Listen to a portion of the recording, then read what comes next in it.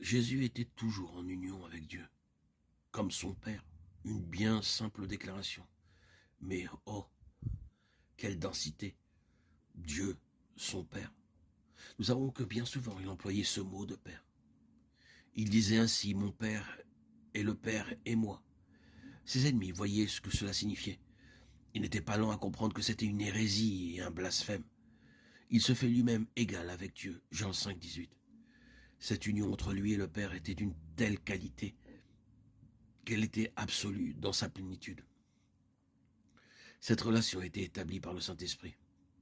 Je parle maintenant de Christ comme le Fils de l'homme. La relation entre lui-même comme Fils d'homme et Dieu comme son Père a été établie par le Saint-Esprit. Il a été engendré par le Saint-Esprit. Dans son service, il recevait l'onction du Saint-Esprit. Sa marche était par l'Esprit. À la croix, il s'offrait lui-même par l'Esprit éternel. Hébreux 9, 14.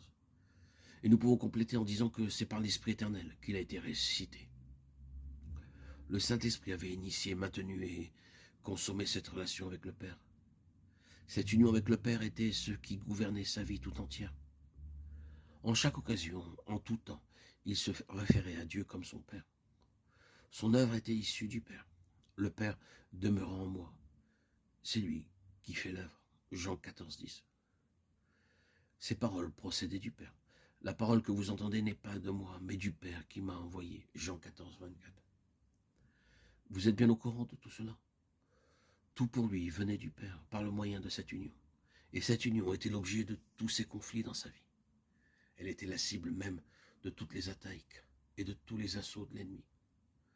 Ce que le malin et que toutes les puissances néfastes visaient, c'était cette union et cette communion avec le Père, pour essayer de les corrompre et de provoquer une rupture dans cette relation. C'était sans aucun répit l'objet des attaques, et c'est très significatif. Si un ennemi concentre toute son attention et toutes ses ressources sur un domaine particulier, il est clair qu'il le considère comme la pierre maîtresse de tout l'édifice. Et peu lui importe la méthode qu'il pourrait employer, que l'antagonisme soit clairement affiché ou que ce soit une suggestion apparemment amicale, subterfuge subtil ou grossier, ou tout autre moyen, il voulait une chose. Si seulement je pouvais mettre quelque chose entre le Père et le Fils. Je dis encore que cet aspect est très significatif.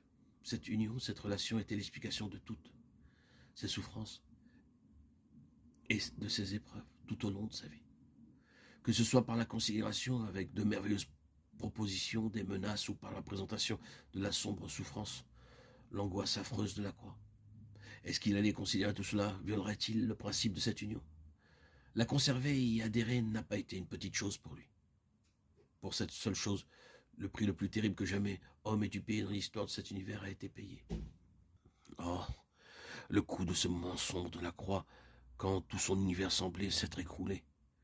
Il n'y avait pas même eu un léger reflet du visage du Père, tandis qu'il était seul dans cette épreuve.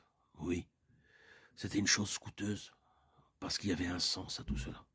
Il y avait quelque chose d'infiniment grand dans cette union. Il n'y avait rien de superficiel dans tout cela. Quelque chose d'indicible et d'immensément grand dépendait de cela.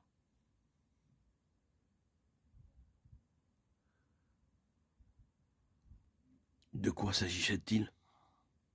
De donner tout simplement à Dieu une propriété, sa place, pleine. Lorsque le Seigneur les enseignait à prier Père, cette relation entre Christ et Dieu, comme son Père, signifiait que Dieu avait la place entière dans le cœur de l'homme. La place tout entière, centrale.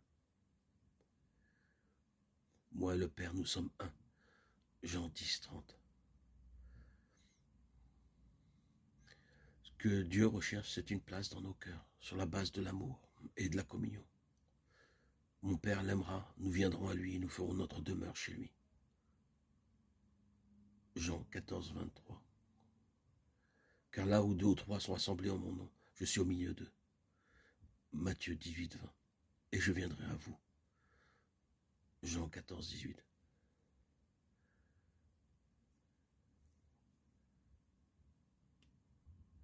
Ainsi, Christ signifiait quelque chose.